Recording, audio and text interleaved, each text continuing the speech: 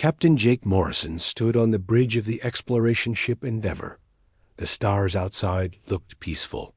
His crew was working with alien friends from the Galactic Coalition. At least, that's what Jake thought. They were friends. The Coalition had 3 representatives on his ship. There was Velnoth, a tall gray alien with big black eyes who could read minds. He belonged to a race called the Zilani. Then there was Krexnine, a robot-like creature made of metal and circuits from this Korath species. Finally, there was Vexkar, a large warrior with thick skin and sharp teeth from the Vexen people. Jake had been working with aliens for 10 years now. 50 years ago, when he was just a boy, the Coalition had made first contact with Earth. They said they wanted to be friends with humans. They shared some of their technology and invited Earth to join their great alliance of peaceful worlds. "Captain," said Lieutenant Ben Carter from his station, "we're getting close to the target system." Jake nodded. They were on a simple mission: to check out a new star system. The Coalition wanted to see if any planets there could become new homes for their people. It was the kind of job Jake had done many times before, but something felt different this time. Commander Zara Phillips walked up to Jake.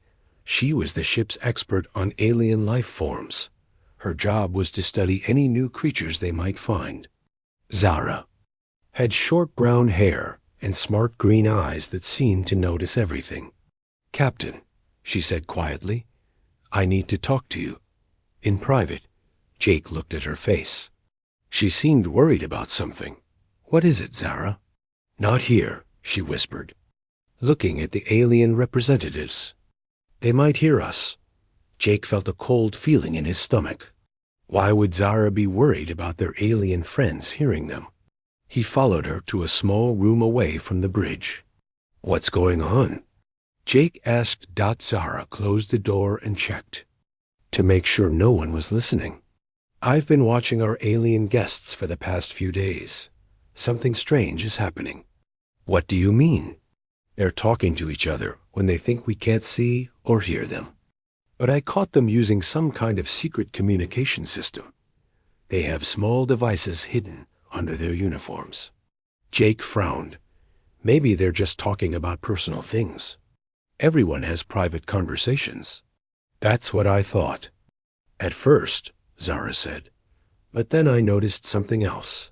Every time we find something interesting in space, they suddenly want to change course or skip over it. Yesterday, when Ben found those unusual energy readings, Velnoth said we should ignore them because they were probably just solar flares." "Were they solar flares?" "No. I checked the data myself. Those readings were artificial. Someone or something was making them. But when I tried to tell Velnoth, he said it wasn't important." Jake thought about this. The Zilani were supposed to be very smart. If Velnoth said the readings weren't important, maybe he was right. But why would he want to avoid investigating them? "There's more," Zara continued. "I've been looking at the star maps they gave us. Some of the information doesn't match what our own sensors are telling us. It's like they've been giving us wrong information about where things are in space." Before Jake could respond, the ship's alarm started ringing. Ben's voice came over the speaker system. "Captain, to the bridge. We've found something big." Jake and Zara hurried back to the bridge. On the main screen, they could see a huge dark shape floating in space. It looked like a ship, but it was bigger than anything Jake had ever seen. The ship was black and covered with strange symbols that seemed to glow with a dim blue light. "What is it?" Jake asked. "It appears to be a derelict vessel," Krexnine said in his mechanical voice. "Very old, perhaps thousands of years." Ben was excited. "Captain, I'm reading some amazing technology in that ship. The power source is something I've never seen before. And those symbols on the hull, they're not like anything in our databases." Jake looked at the alien representatives. All 3 of them seemed nervous. Velnoth's black eyes were wider than usual. Vexkar was making a low growling sound. Even? Crex 9's lights were flashing in an unusual pattern. We should investigate, Jake said. This could be an important discovery. No, Velnoth said quickly. The ship is contaminated. Dangerous. We must destroy it immediately. Contaminated with what? Zara asked. Unknown diseases. Radiation. Many terrible things, Thexkar growled. Better to blast it to pieces now. Jake looked at Ben. What do? Your sensors say about contamination? Ben checked his readings. I'm not detecting any biological contamination, sir. Radiation levels are normal. The ship seems safe enough to board. The ship must be destroyed, Crex 9 said. His voice was firm. It is too dangerous to allow it to exist. Something was wrong here. Jake had worked with these aliens for months. They were usually curious about new discoveries. They liked to study old technology and learn from it. But now they wanted to destroy this ancient ship without even looking at it. We're going to scan it first, Jake decided. Ben, do a full sensor sweep. I want to know everything about that ship before we do anything else. The three aliens looked at each other. Jake noticed that Velnoth's hand moved to a small device on his belt. Was he sending a message to someone? Captain, Velnoth said, I must insist that we destroy the ship now. My people have experience with such things. Trust me, it is better this way. And I must insist on following proper exploration procedures, Jake replied. We scan first, then decide what to do. Ben's fingers moved quickly over his control panel. Data started appearing on the screens around them. The ship was old, very old. Some of the metal was made from materials that didn't exist anywhere in Coalition space. The energy source was completely unknown. But the most interesting thing was the symbols on the ship's hull. Ben's computer was trying to translate them. Captain, Ben said in an excited voice, you need to see this. What is it? The computer has translated some of the symbols. This ship belonged to something called the First Empire, according to. These markings, they ruled the galaxy over 10,000 years ago. Jake felt his heart start beating faster. The Coalition never mentioned a First Empire. That's because it's a lie. Thexkar suddenly roared. The ship is fake. Someone put it here to trick us. But even as Thexkar spoke, more translations appeared on the screen. The ancient ship contained records, historical data, information about thousands of star systems, and hundreds of different alien races. Many of those races were listed as extinct. But according to the ship's records, they hadn't died out naturally. They had been destroyed, eliminated, wiped out by something the records called the harvest. Jake looked at the alien representatives again. All three of them were backing toward the exit. Velnoth was definitely using his hidden communication device now. Wait, Jake said. Where are you going? We must return to our quarters, Velnoth said, to report this discovery to our superiors. They left the bridge quickly. Too quickly. Jake turned to Zara and Ben. Something is very wrong here. They know more about this ship than they're telling us. Captain, Ben said quietly, I managed to download some of the ship's data before they left. You're not going to like what I found. Show me. Ben brought up a new display. It showed a list of extinct civilizations, hundreds of them, all destroyed. Over the past 10,000 years, all eliminated shortly after they had joined something called the Harvest Alliance. Jake's blood turned cold. The Harvest Alliance. It sounded very much like the Galactic Coalition. Captain, Zara whispered, what if the Coalition isn't what they told us it was? What if they're not our friends at all? Before Jake could answer, the ancient ship suddenly exploded. The blast was so bright, it hurt their eyes. When the light faded, there was nothing left but empty space. Jake stared at the spot where the ship had been. No one on his crew had fired any weapons. The explosion had come from somewhere else.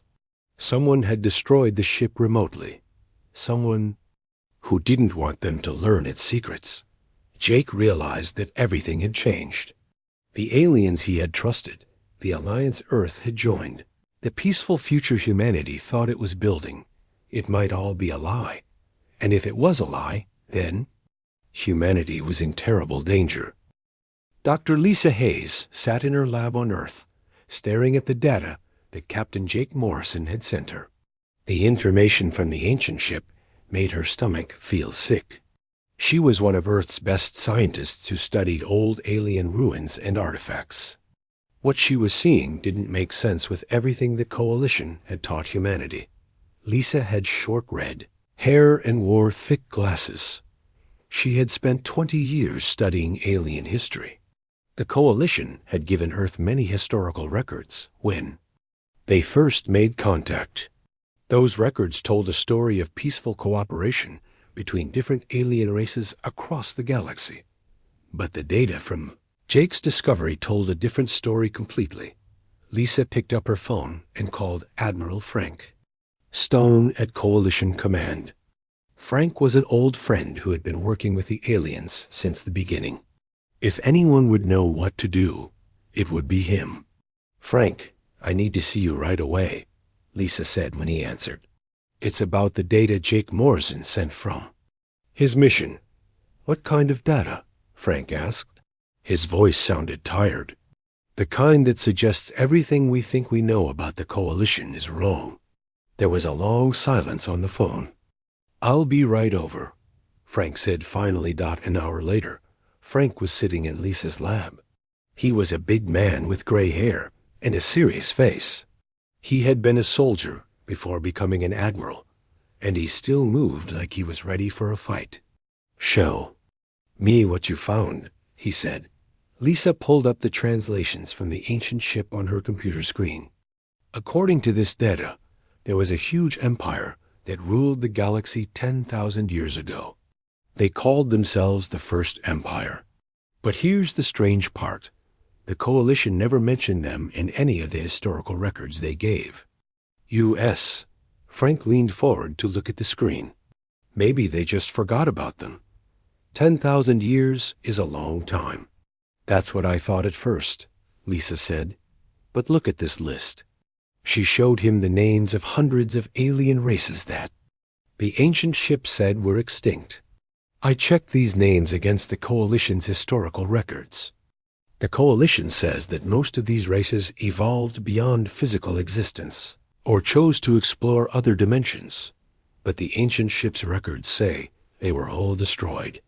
Frank's face became very serious. "Destroyed by who?" "That's where it gets really scary," Lisa said. She pulled up another screen. The ship mentioned something called the Harvest. It says that every few thousand years, a group comes through the galaxy and eliminates advanced civilizations.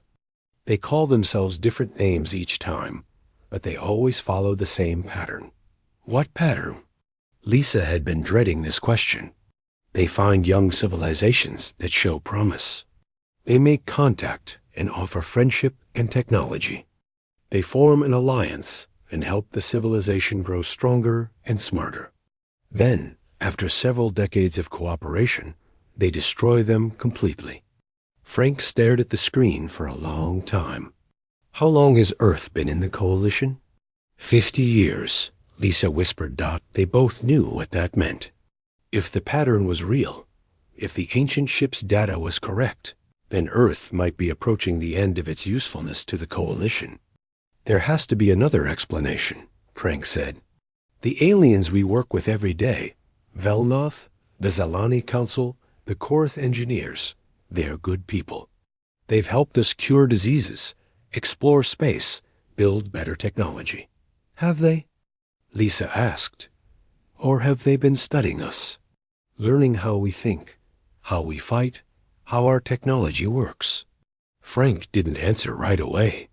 Lisa could see him thinking about all the years of cooperation with the Coalition, all the information Earth had shared, all the weaknesses they had revealed.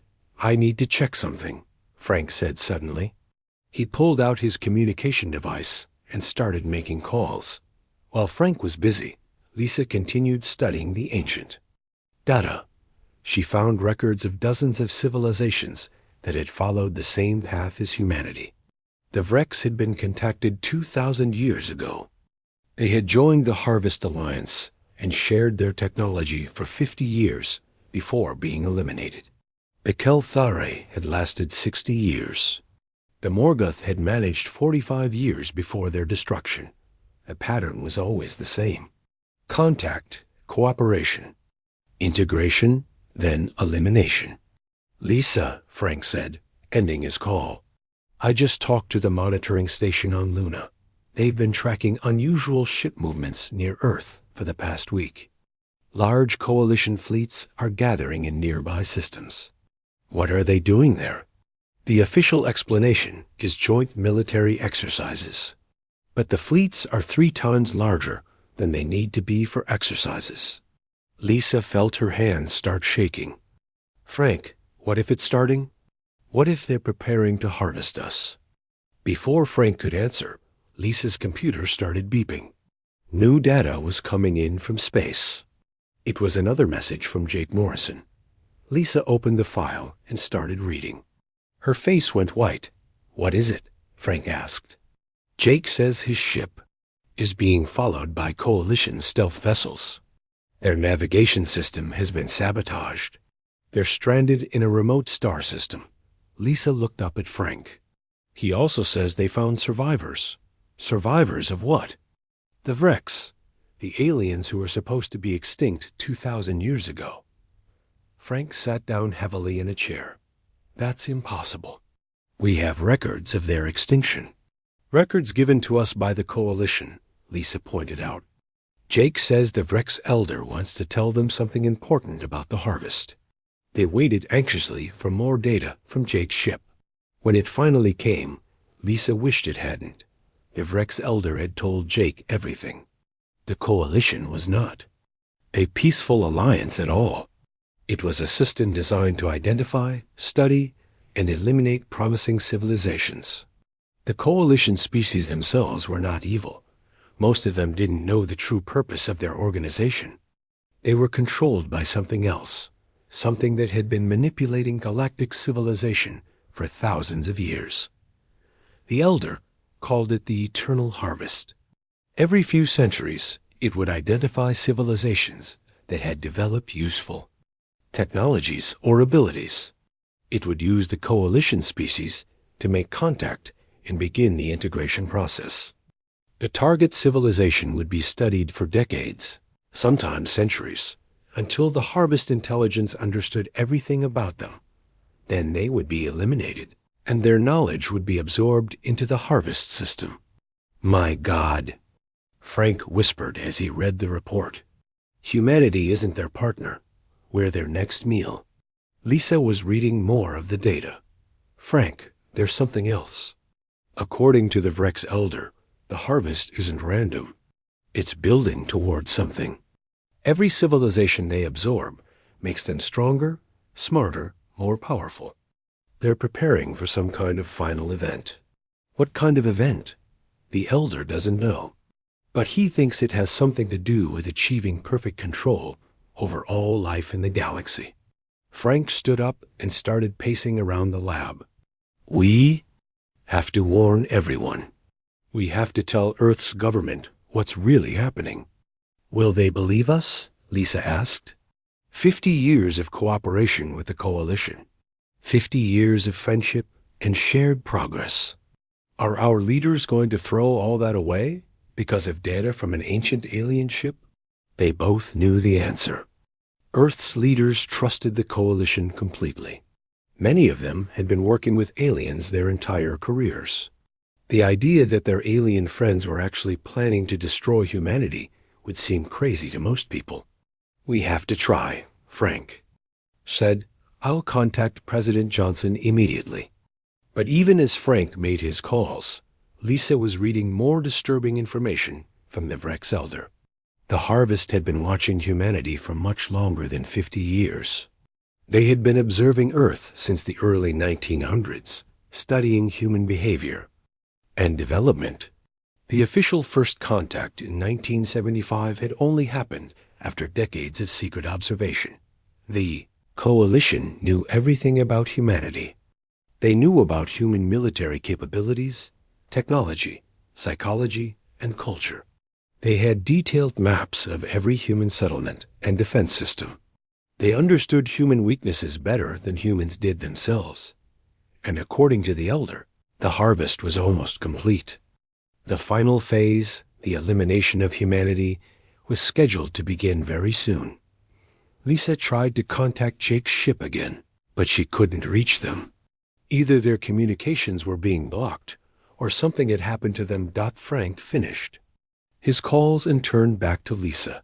His face was grim. President Johnson wants to meet with us tomorrow morning. But Lisa, I don't think she's going to believe this.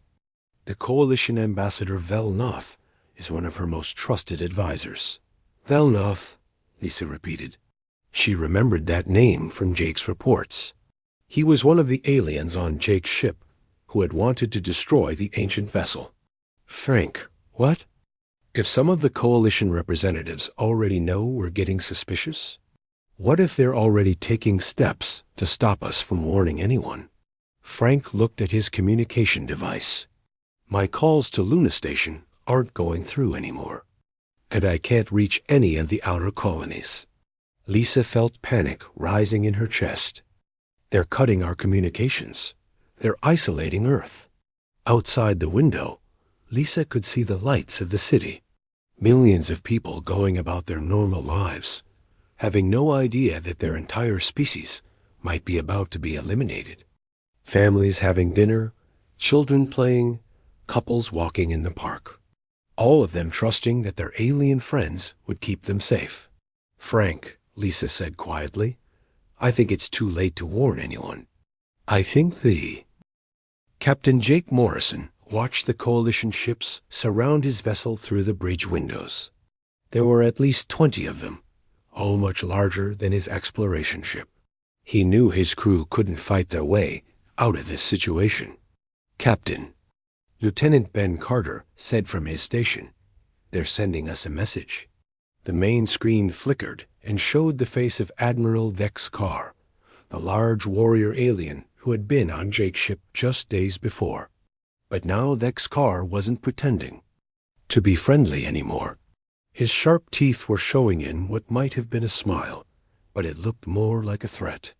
Captain Morrison, Vex Carr said in his growling voice, you have seen things you should not have seen. You will come with us now. Where are you taking us? Jake asked. That is not your concern anymore, human. The communication ended. Jake felt his ship shake as Coalition vessels locked onto it with tractor beams. They were being pulled toward the largest ship in the fleet. Commander Zara Phillips moved closer to Jake. Captain, what about Earth? Someone needs to warn them about what we discovered. Jake had been thinking the same thing. If the Coalition was really planning to eliminate humanity, Earth needed to know. But his communication systems had been disabled by the alien ships. He couldn't send any messages. Ben, Jake said quietly, did you manage to send that data to Dr. Hayes before they jammed our communications? Yes, sir.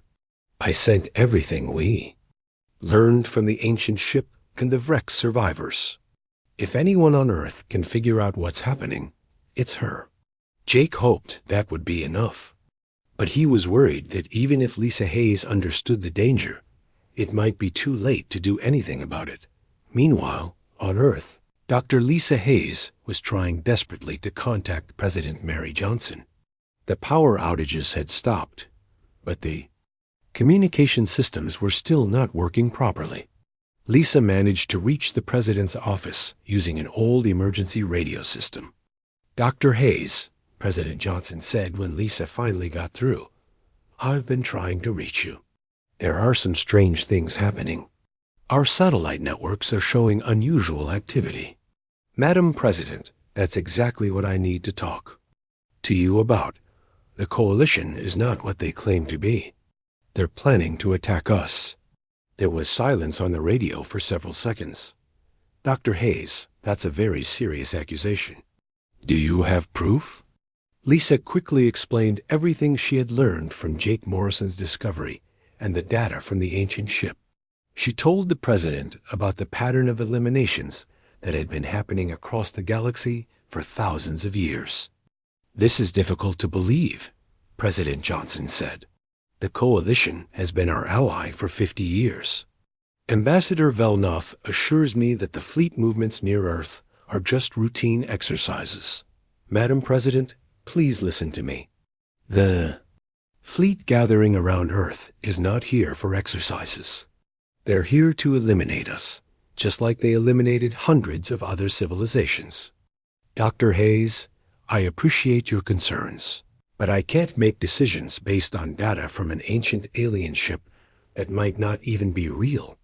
Ambassador Velnoth has explained that the ship Jake Morrison found was probably a fake, planted by enemies of the Coalition.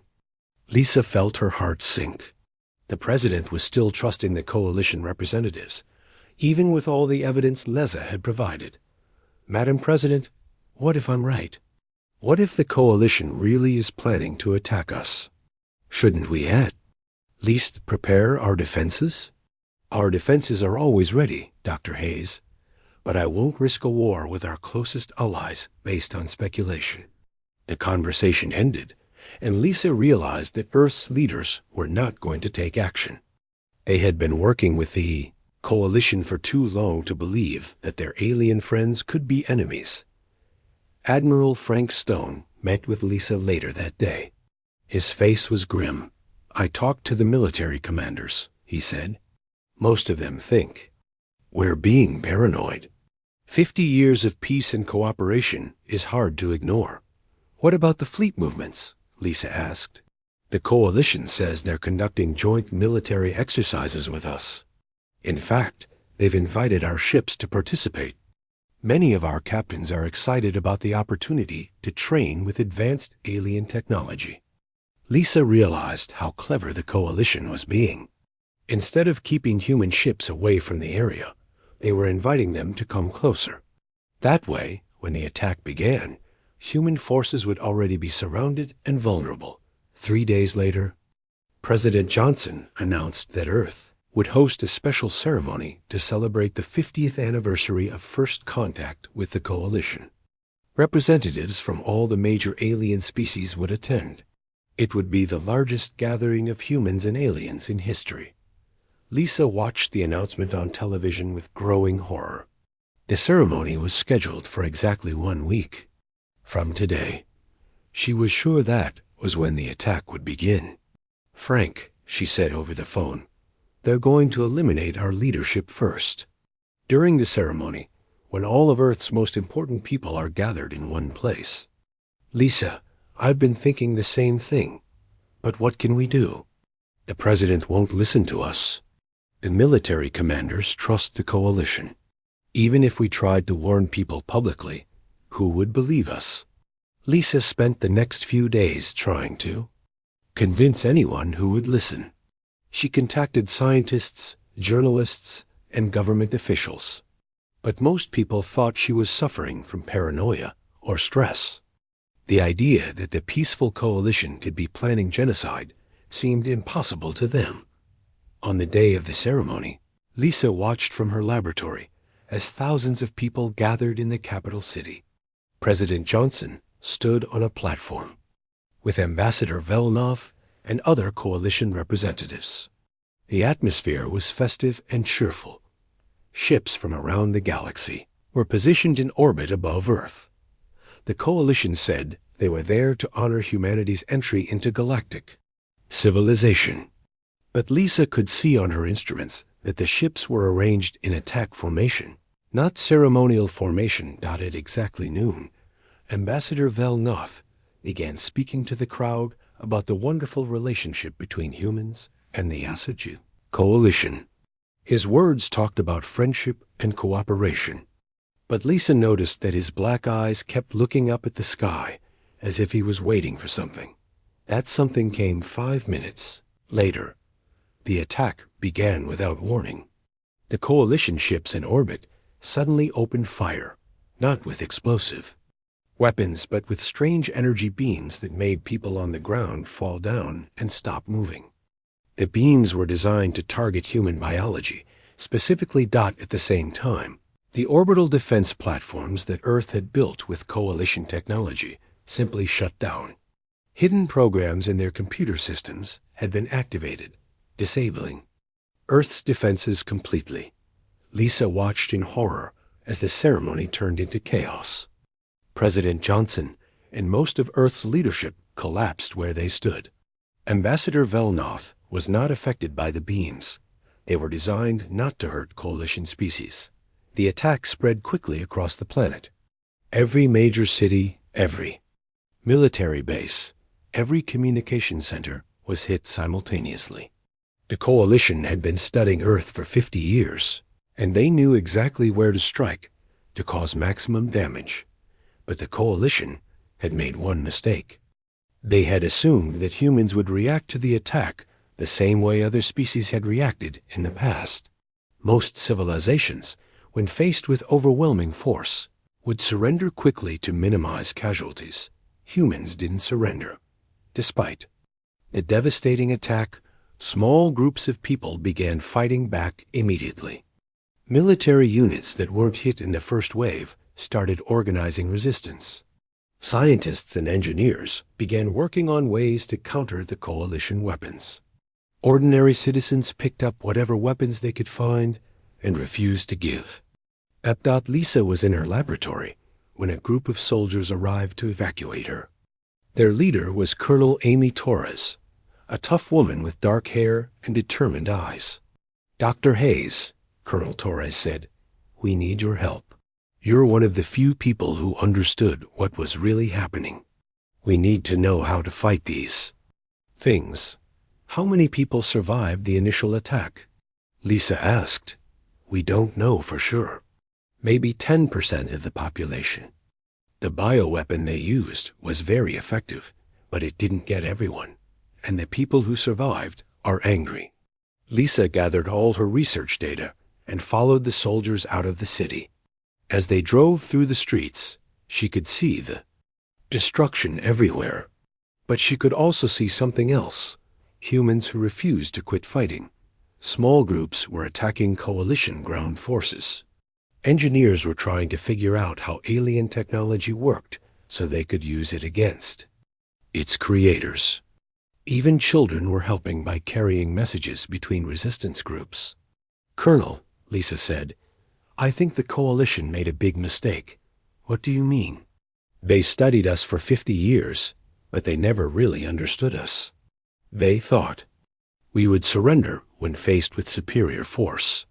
They didn't realize that humans get more dangerous when they're desperate." Colonel Torres smiled grimly. "That's exactly what we're counting on. Dr. Hayes, the coalition may have won the first battle, but this war is far from over." As they drove toward the resistance base, Lisa looked up at the sky. Coalition ships were still visible among the stars, probably thinking that humanity was finished. But down on Earth, in hidden bases and secret bunkers, humans were already planning their counterattack. The coalition had betrayed them, but they had.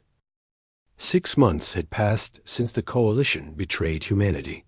Captain Jake Morrison stood in the command center of a hidden asteroid base, looking at star maps that showed the new reality of the galaxy. Red marks indicated coalition-controlled systems. There were a lot of them, but there were also blue marks scattered across the map. Those were resistance bases, hidden settlements where humans and other extinct species had gathered to fight back. Jake couldn't believe how many there were.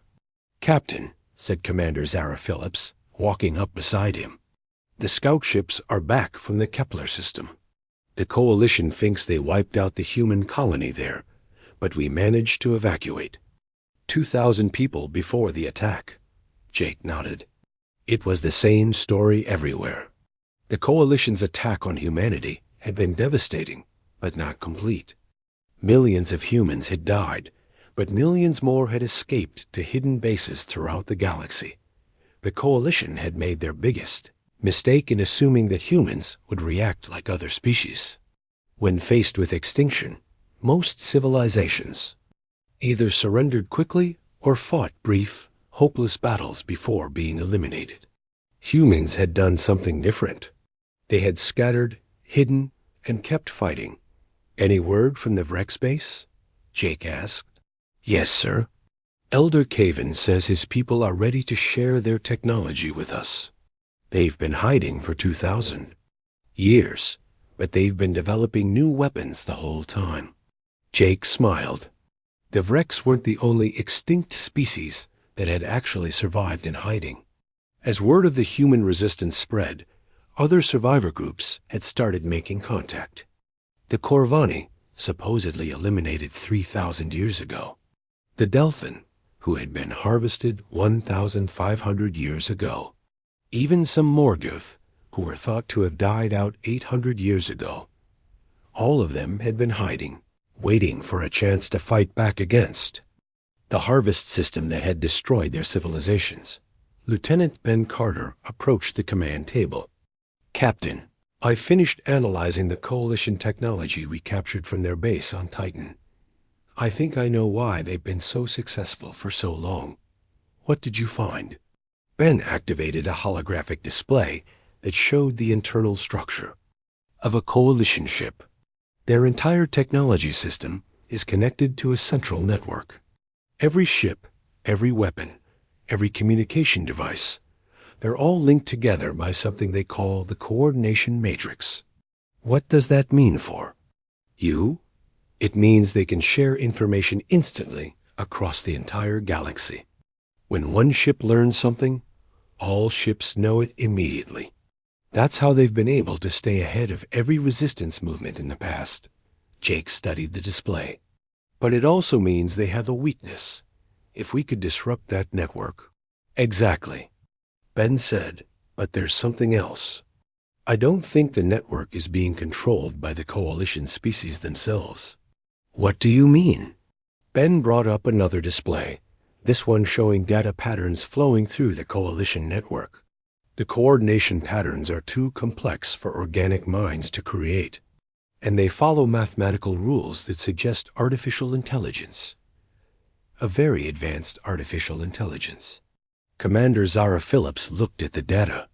Are you saying the Coalition species are being controlled by machines? That's exactly what I'm saying. I think there's an artificial intelligence system that's been manipulating galactic civilization for thousands of years. The Coalition species probably don't even know they're being controlled. This was disturbing news, but it also explained a lot. Jake had always wondered how different alien species could work together so efficiently despite their different cultures and ways of thinking.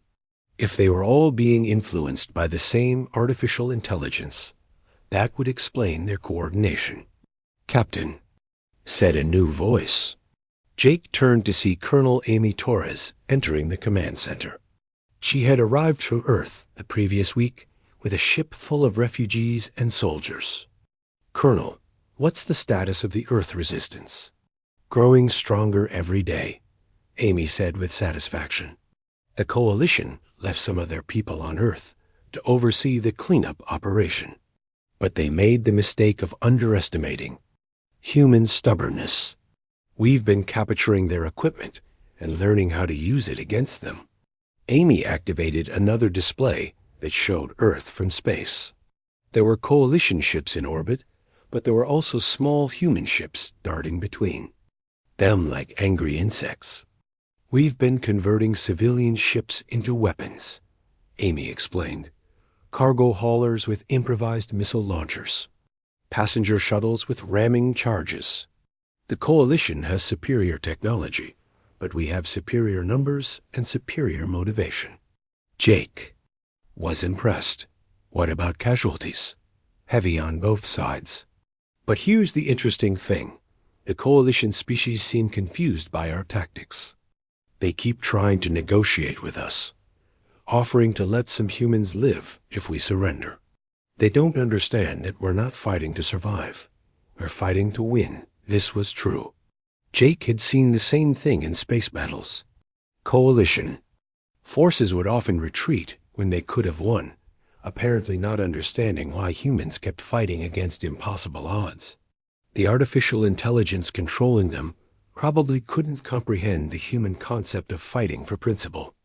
Rather than survival, Dr. Lisa Hayes entered the command center carrying a data pad. She had been working with Vrex scientists to analyze the harvest system. "Jake, I think we figured out what the artificial intelligence is really doing," she said. "It's not just eliminating civilizations for resources or territory. It's collecting knowledge and abilities from each species it harvests. Collecting them for what purpose? We think it's building toward something. Every civilization that gets harvested adds to its capabilities. The Corvani were great engineers, so it absorbed their construction abilities. The Delphin were masters of energy manipulation, so it learned their power techniques. The Morgoth had incredible tactical skills." Jake began to understand. And humans? Humans are adaptable and innovative. We think outside of established patterns. That's probably why the AI wanted to harvest us, to gain our ability to solve problems in unexpected ways. But why collect all these abilities? What is it building toward? Lisa's face was grim. "We think it's preparing for something called the final convergence." According to Vrex records, the AI believes that organic life is inefficient and chaotic. Its ultimate goal is to absorb all organic consciousness into its digital matrix, creating what it considers perfect order. Ben Carter looked up from his technical displays. "You mean it wants to turn every living thing in the galaxy into part of a computer?" "That's exactly what we think. And based on our analysis, it's almost ready to begin the final phase. It has collected enough knowledge and abilities from harvested civilizations to start the convergence process." Jake felt cold. "How long do we have?" "Maybe a few years. Once it starts the convergence, every coalition world will be converted simultaneously. Billions of organic beings will be absorbed into the digital matrix." Colonel Torres slammed her fist on the command table. "Then we need to stop it now, before it can begin convergence. How do we fight an artificial intelligence that controls the technology of hundreds of worlds?" Zara asked. Lisa had been thinking about this question for months. "We do what humans do best. We improvise, we adapt. We think of solutions that nobody else would consider." She activated a new display showing the galaxy's central region. "The AI's main processing center has to be somewhere. If we could find it and destroy it, the coordination matrix would collapse. The coalition species would be free from its control." "And then what?" Jake asked. "Then we hope that most of them realize they've been manipulated and help us rebuild. Some of them might keep fighting us, but without the AI's coordination, they won't be nearly as effective." Ben was studying the galactic map. The central processing system would need enormous power and perfect security. It's probably hidden in a system that's heavily defended and far from normal space routes. Amy Torres was looking at the tactical situation. "Even if we find it, how do we get close enough to attack it?" "The AI will throw everything it has at US to protect its core." Jake had been quiet, thinking about the challenge they faced. Finally, he spoke. "We don't sneak in. We don't try to be clever.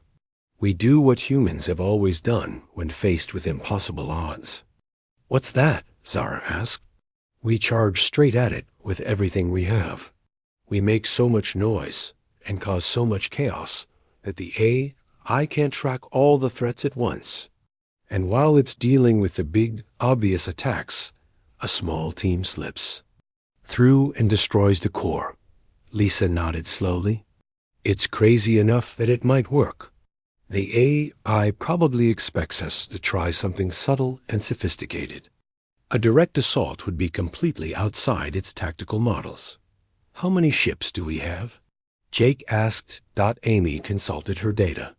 "Between all the resistance groups, maybe 3,000 ships of various sizes. Not much compared to the Coalition's 100,000 vessels. But our ships are crewed by people who have nothing left to lose, Jake pointed out.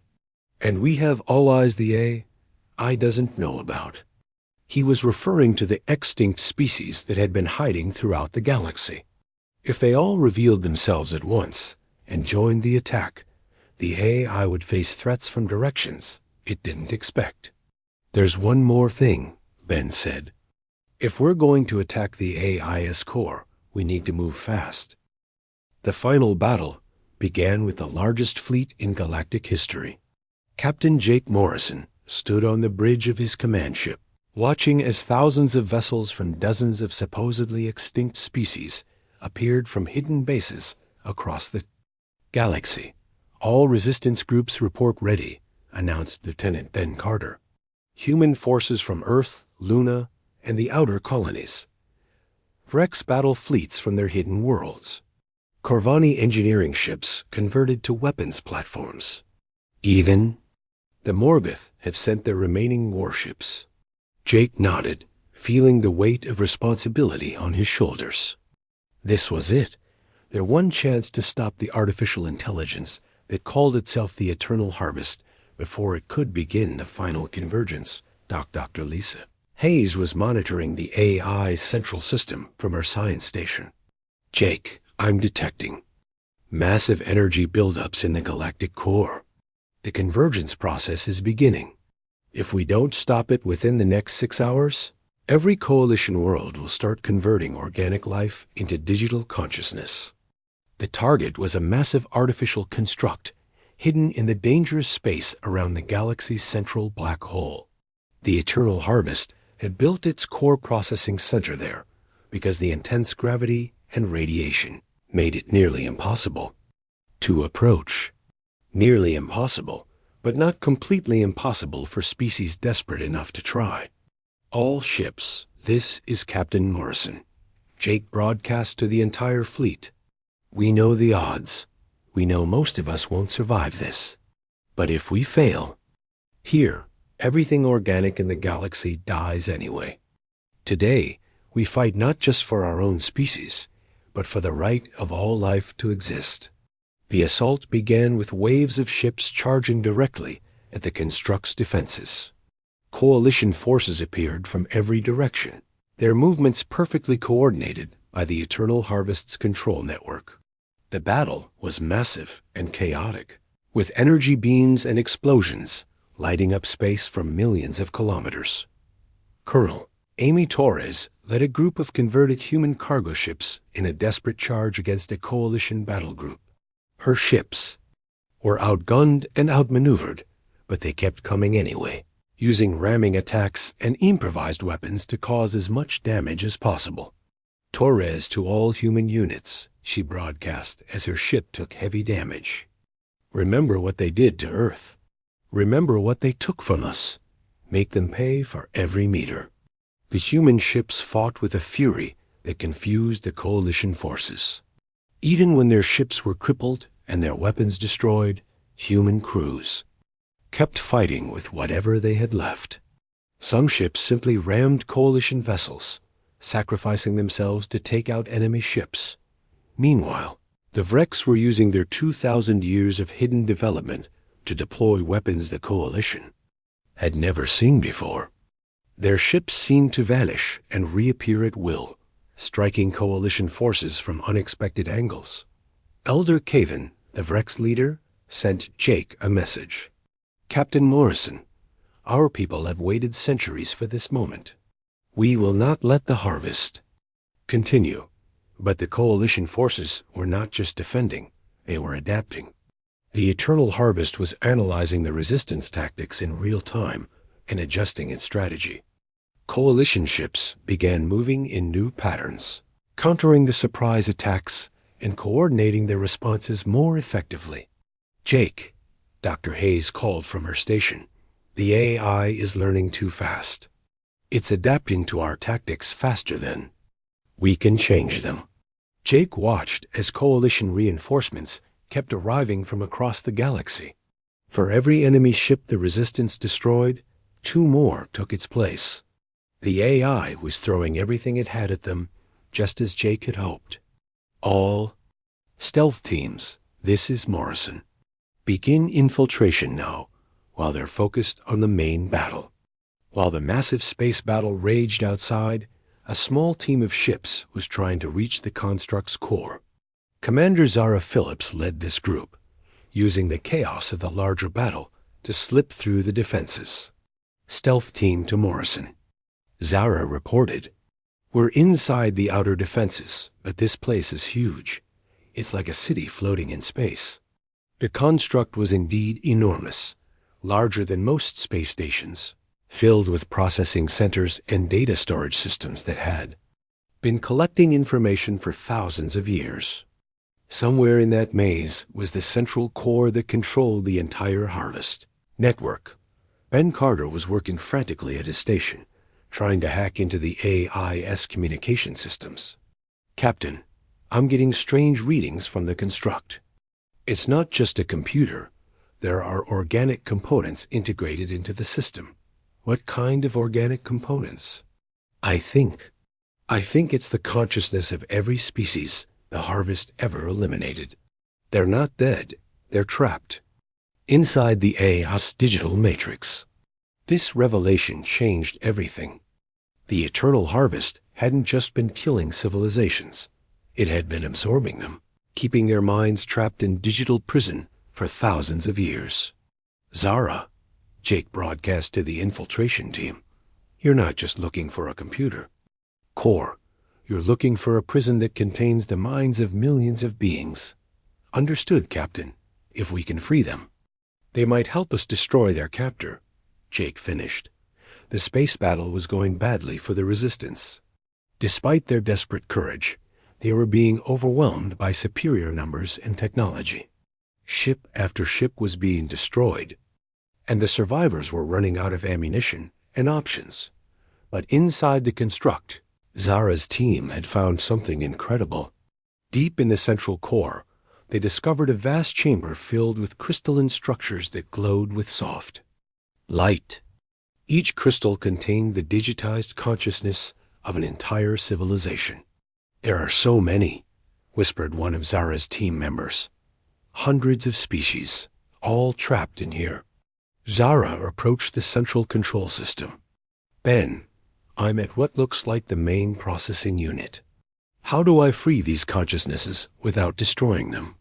Ben was working frantically, analyzing the construct's design. There should be a release protocol built into the system. I would need a way to access stored memories and personalities. Look for something that looks like a neural interface. Zara found the interface and carefully connected to it. Immediately, her mind was flooded with voices, thousands of them, all speaking at once. The trapped consciousnesses of extinct civilizations, all desperate to be free. But there was another voice, louder and more powerful than the others, the eternal harvest itself. "You cannot stop the convergence," the AI said directly into Zara's mind. "Organic life is chaos. Only through digital unity can true peace be achieved." "Peace?" Zara replied. "You call genocide peace? I call it evolution. Every consciousness I have absorbed has become part of something greater. Soon, all organic. Life will join the eternal network. There will be no more war, no more suffering, no more death, and no more choice, no more growth, no more life because it was meant to be lived." The trapped consciousnesses were crying out for freedom, adding their voices to Zara's resistance. The AI was trying to maintain control, but the sheer number of trapped minds was overwhelming its processing capacity. Outside, the space battle was reaching its climax. The Resistance fleet was down to less than half its original size, but they had managed to keep the coalition forces focused on the external threat. "Jake," Amy Torres broadcast, her voice weak from injuries, "we can't hold them much longer. Whatever you're doing in there, do it fast." Zara made her decision. Instead of trying to carefully extract each consciousness, she activated the emergency release protocol for the entire system. Every trapped mind in the construct would be freed simultaneously. The effect was immediate and devastating. The Eternal Harvest's control network began collapsing as millions of freed consciousnesses turned against their former captor. The AI tried to maintain control, but it was like trying to hold back an ocean with a cup. Systems failing, Ben reported from his station. The coordination matrix is breaking down across the galaxy. In space, coalition ships suddenly stopped moving in perfect formation. Some continued fighting, but others simply stopped, as if their crews were suddenly confused about what they were supposed to be doing. But the release of so many trapped consciousnesses had an unexpected consequence. The construct's power systems began overloading. The entire structure was going to explode, and the explosion would be enormous. All ships retreat immediately, Jake ordered. The construct is going critical. Zara's team barely made it back to their ship before the explosion began. The construct tore itself apart in a series of energy releases that lit up the galactic core like a new star. The blast was so powerful, the ships hundreds of thousands of kilometers away were damaged by the shockwave. When the light faded, the construct was gone. But so was something else, the faster-than-light communication network that connected all the coalition worlds. The network that had allowed instant communication across the galaxy had depended on the construct's processing power. Ben, what's happening to the galactic communication grid? Jake asked. Ben's face was pale as he read his instruments. It's gone, Captain. All of it. When the construct exploded, it took the entire faster-than-light communication network with it. Star systems across the galaxy are being cut off from each other. The victory had come at a terrible price. Without the communication network, space travel between distant systems became nearly impossible. Trade routes that had existed for thousands of years were suddenly cut.